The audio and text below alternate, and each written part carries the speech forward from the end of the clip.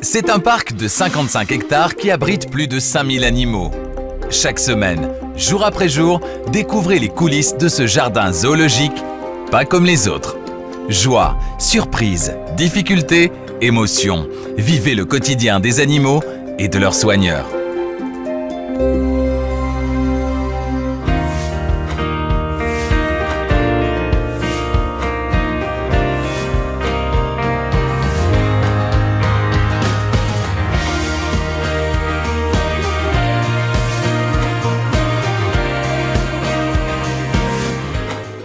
Cette semaine, Lucie s'occupe de 2 petits oisillons tombés du nid. Tu te fais des bouts, chouchou, c'est bien. La naissance d'un bébé éléphant se prépare au parc. Farina, la maman, est sous haute surveillance. Olivier vient prendre des nouvelles du couple de toucans qui a pondu, mais aussi des tamarins pinchés en liberté pour la première fois. Enfin, vivez la première garde de nuit spéciale accouchement d'éléphants en compagnie de Tim et Christophe. Elle a pris une pause qui n'est pas vraiment normale. Ce lundi matin, comme tous les jours, Lucie s'occupe de ses petits protégés, les rapaces. Et on commence toujours la journée avec un petit nettoyage.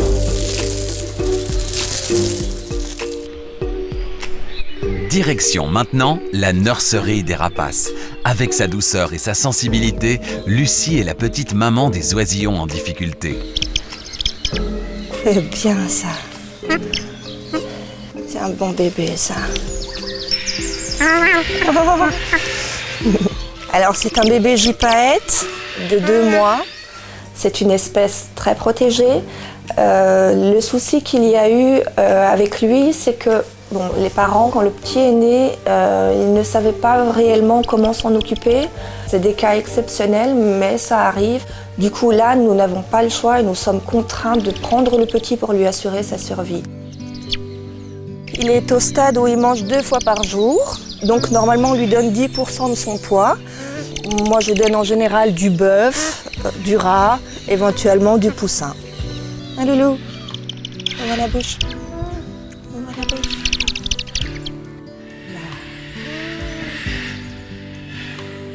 Il est nourri à la main. On essaye d'avoir le moins de contact possible avec cet oiseau, car nous espérons qu'un jour il puisse reproduire malgré le fait qu'il ait été élevé à la main. On va te mettre à l'ombre maintenant, hein? Ouais. Allez, venez. Hop. Dans le soleil, tu vas devenir un poulet grillé. L'autre bébé de Lucie, c'est ce jeune oisillon que les soigneurs tentent de sauver depuis plusieurs jours. Alors c'est un fauconneau qui est né il y a tout pile 1 semaine. Le souci qu'on a eu, c'est qu'en fait, mon collègue, en passant pour le nourrir, enfin pour nourrir le couple, l'a trouvé par terre.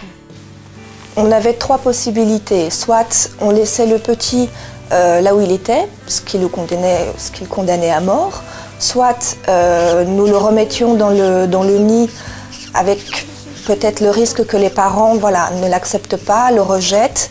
Soit on lui sauve la vie quelque part et on l'élève à la main, on s'en occupe nous-mêmes, ce qui se passe merveilleusement bien. Donc là, le petit, il grandit de jour en jour et il se porte vraiment bien.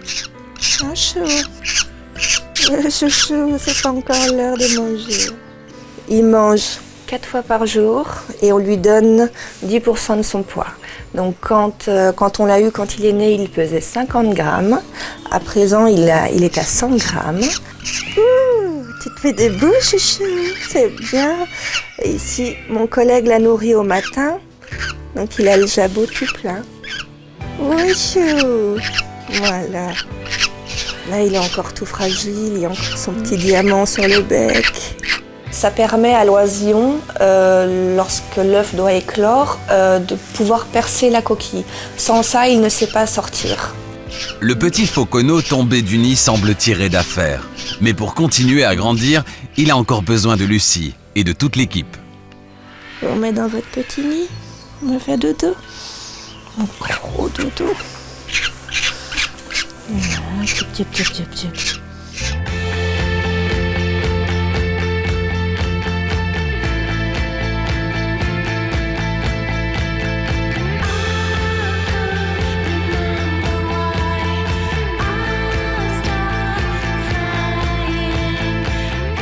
Souvenez-vous, il y a quelques mois, c'est une famille de 5 éléphantes qui arrivait au parc. Parmi ces dames, Farina, déjà maman mais surtout enceinte. Aujourd'hui, la famille est parfaitement intégrée à son nouvel environnement et à leurs nouveaux soigneurs. Après 21 mois de gestation, Farina devrait accoucher d'ici quelques semaines. Tous les soigneurs attendent ce grand moment.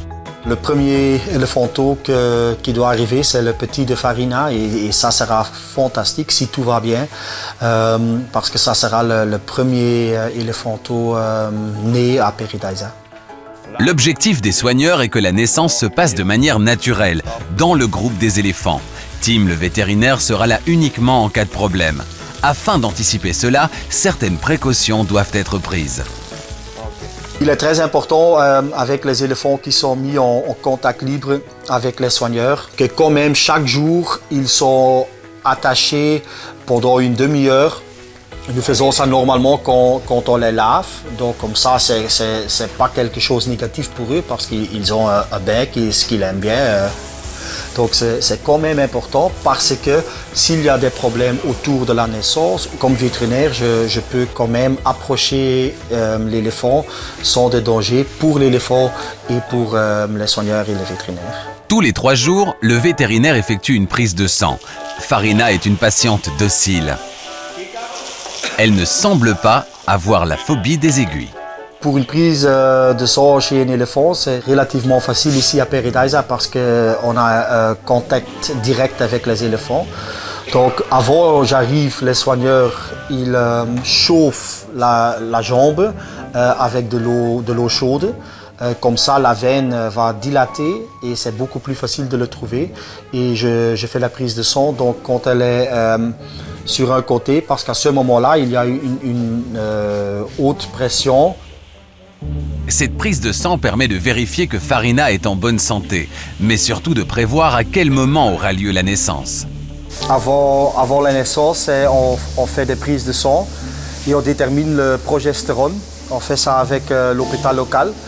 Et si le progestérone tombe sous une valeur bien précise, nous savons que la naissance est très proche, à peu près 48 à 96 heures. Donc de ce moment-là, nous savons que nous devons faire la garde la nuit. À quelques semaines de la naissance, la tension monte. Pour l'instant, Farina est en pleine santé et est suivie au quotidien par ses soigneurs. Farina a déjà eu un éléphanteau, donc touché bois. Normalement, on n'expecte pas qu'il y aura des problèmes. On ne sait jamais, donc, mais on suit la gestation très bien. Mais pour le moment, tout se passe bien.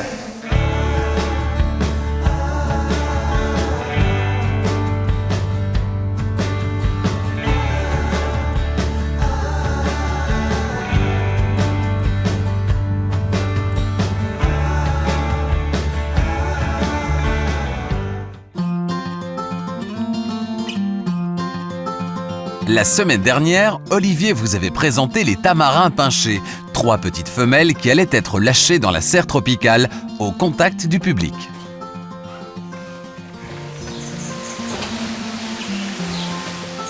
Aujourd'hui, le soigneur vient vérifier que tout se passe bien pour ces demoiselles. Les petits tamarins, ils ont été lâchés. On a bien surveillé évidemment. Les premiers jours, elles sont restées vraiment autour de leur premier enclos. Et si maintenant, au fur et à mesure, on voit vraiment qu'elles vont vraiment partout.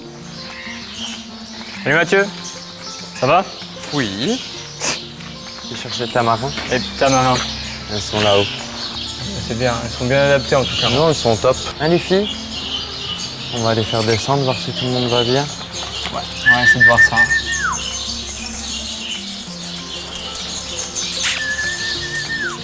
Alors c'est vrai que comme Mathieu a beaucoup d'expérience dans les primates, justement il peut m'apporter énormément d'informations. On a fait quelques modifications et c'est vrai que voilà, c'est vraiment excellent quand on peut avoir d'autres collègues comme ça qui viennent nous donner des informations.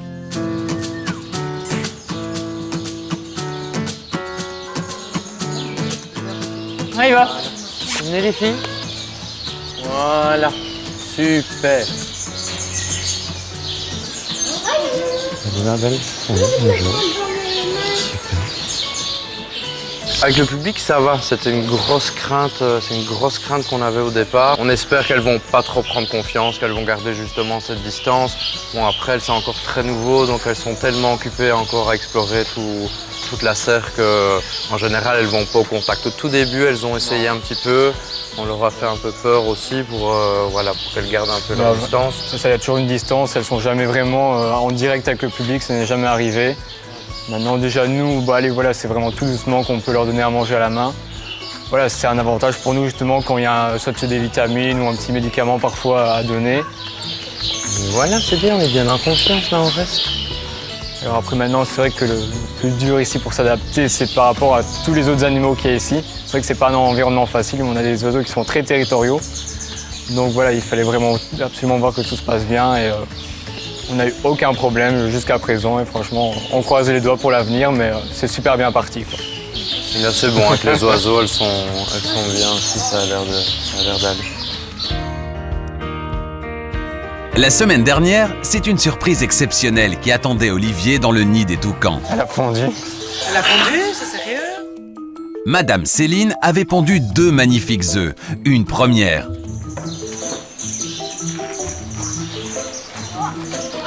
Hey, Toko, ça va? Et voilà Céline. Aïe, elle n'est plus dans le nid. Je vois que la femelle est à l'extérieur du nid. Donc voilà, c'est un peu la mauvaise nouvelle. Je me dis aïe aïe.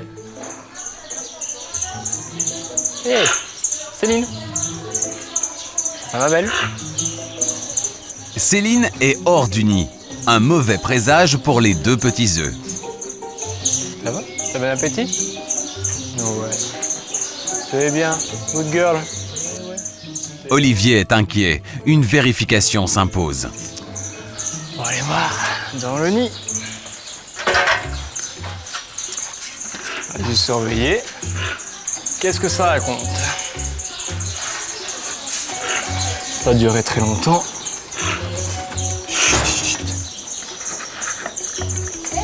Non. Rien du tout. Plus d'œufs? Y'a plus d'œufs, ma cocotte? Voilà, ça sera pour une prochaine. C'est déjà bien. Première fois qu'elle pondait. Ah ma belle? C'est bien. Si la femelle ou le mâle sentait que l'œuf n'était pas bon, ils peuvent le détruire par eux-mêmes. Malheureusement, ça c'est une chose qui arrive. Maintenant voilà, c'est quand même une bonne avancée puisque sur le nombre d'années qu'ils étaient là, c'est vraiment la première fois qu'ils ont pondu, donc c'est vraiment chouette. Comme je dis, ce sera pour la prochaine fois. Donc là maintenant, c'est à surveiller évidemment leur état de santé, si tout va bien, qu'ils ne soient pas trop déprimés. Elle pourrait en refaire une deuxième ponte, maintenant sans certitude évidemment. Hein Céline? Ouais, c'est joli.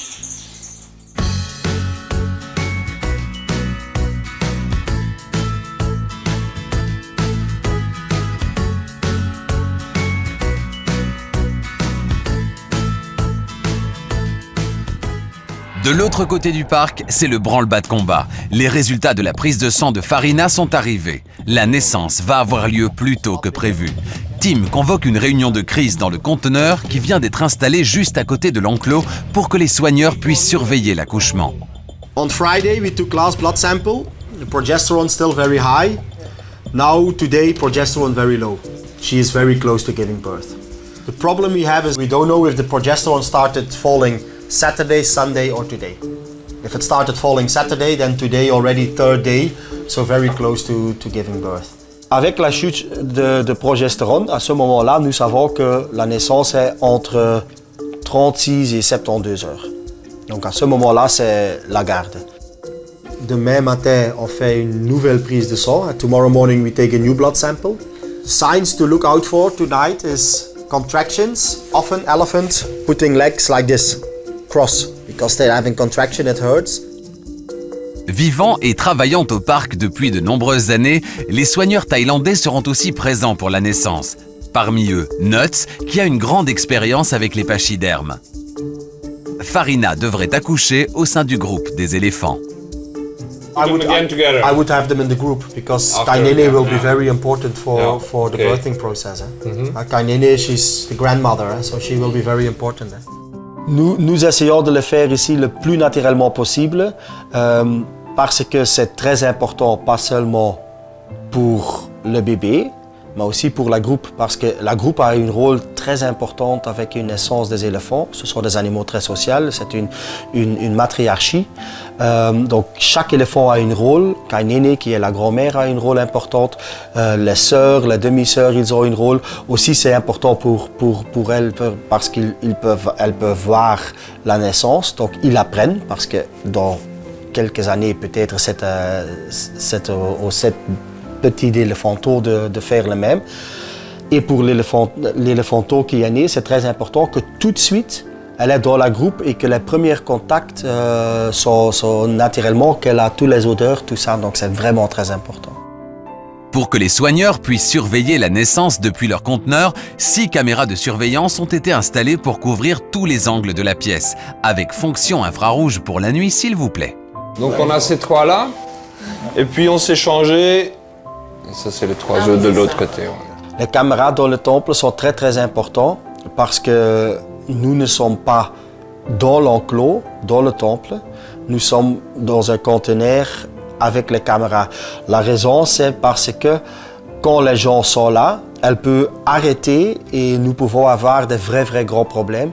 Donc il faut vraiment qu'ils soient calmes et nous entrons seulement quand l'animal, quand le bébé est déjà né. Any questions? You have any questions?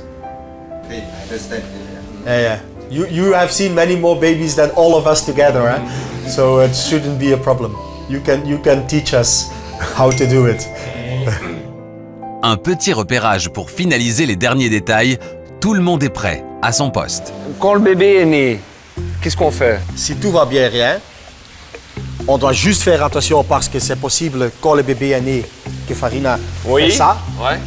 Et à ce moment, le plus grand risque, c'est que le bébé vienne là. Ouais. À ce moment-là, il doit retourner.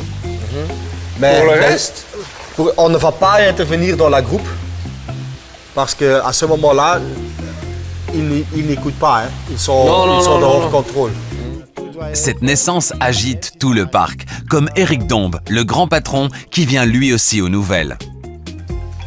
Oui, bonjour Eric. Mon pronostic, c'est un éléphant. Malgré le stress, l'ambiance reste bon enfant. La première garde de nuit commence ce soir avec Christophe. Christophe est un habitué des gardes de nuit. Dans une autre vie, il a été agent de sécurité dans une entreprise, avant de tout plaquer pour venir travailler au contact des animaux. c'est une passion parce que j'ai quitté mon autre boulot pour faire ça. Et c'était une rêve que, déjà depuis que j'étais petit pour travailler avec des animaux. Et maintenant, je peux travailler avec des éléphants, donc c'est fantastique. Pour pouvoir vivre sa passion, Christophe a dû tout apprendre depuis le début. Les éléphants sont sans doute les plus intelligents et les plus sensibles pensionnaires du parc. J'ai de la chance que mon chef ici direct avec les éléphants, c'est Karl, et il a déjà plus que 30 ans d'expérience avec les éléphants, et donc lui, il m'a appris chaque jour. Maintenant encore, il m'apprend encore chaque jour. Les éléphants, Christophe les considère un peu comme ses propres enfants. Un métier pas banal, c'est le moins que l'on puisse dire. C'est pas un boulot que tu vois chaque jour, et pour mes enfants aussi, c'est chouette parce que c'est à l'école et le professeur il demande ce que papa il fait et il dit ouais, il travaille avec les éléphants, c'est marrant quoi.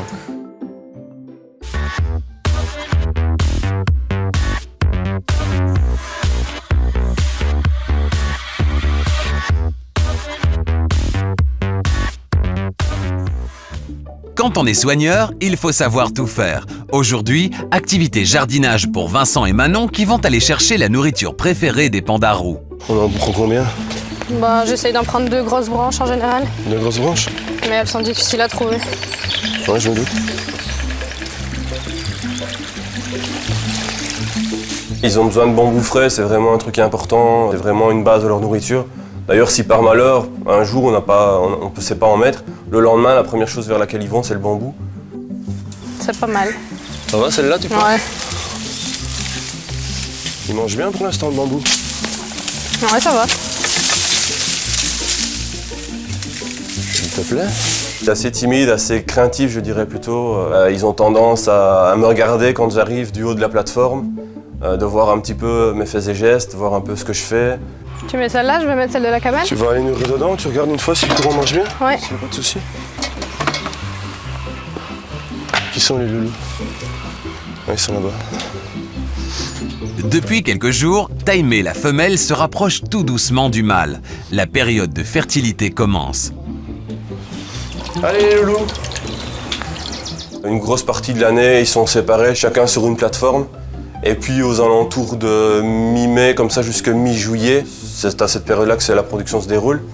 Donc ils vont avoir tendance à se retrouver plus souvent. Généralement le matin, ils sont chacun sur leur plateforme et puis une fois que la journée commence, ils se réunissent tous les deux sur une plateforme. C'est bien qu'ils soient ensemble. Hein. J'ai remarqué qu'ils se sont mis ensemble il y a... Il y a peu de temps. Ouais, il y a peu de temps. Avant ils étaient séparés et puis du jour au lendemain ils sont mis soit sur ces plateformes-là ou plus sur celle-là encore. Ouais, ils sont plus près de la nourriture. Les écorces, et puis quand on a mis les écorces, ils ont changé de plateforme. Ouais, sinon c'était tout le temps sur celle-ci. Comme ça ils venaient directement... Non mais c'est bien. J'espère qu'on va avoir des petits peut-être cette année. Non, ça serait chouette. Ouais.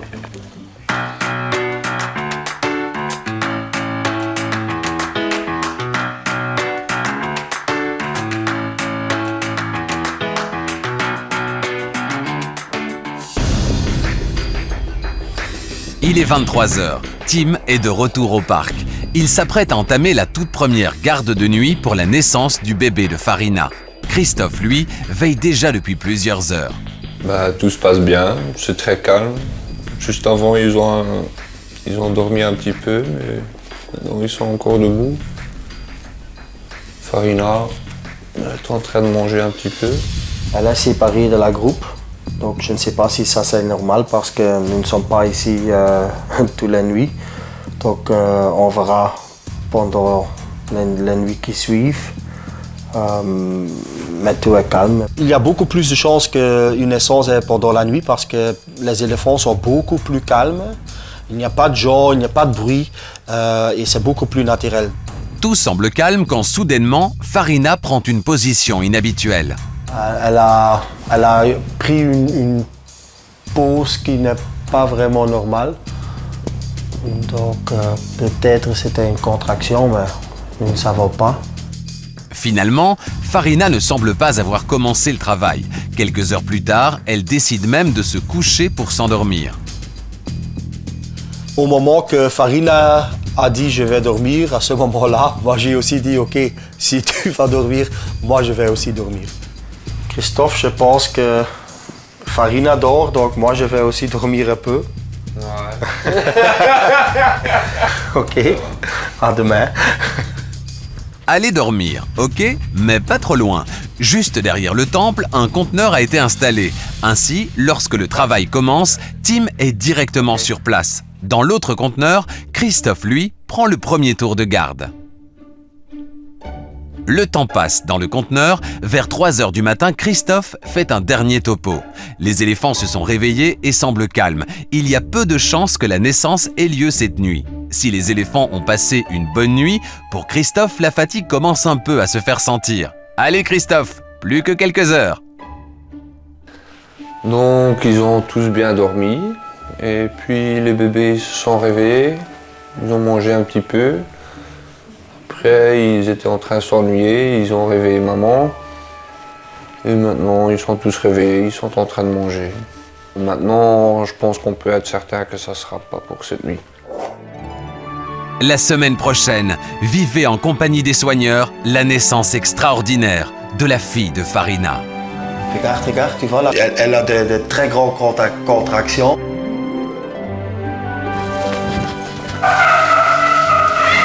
Oh, Farina, proficiat meisje.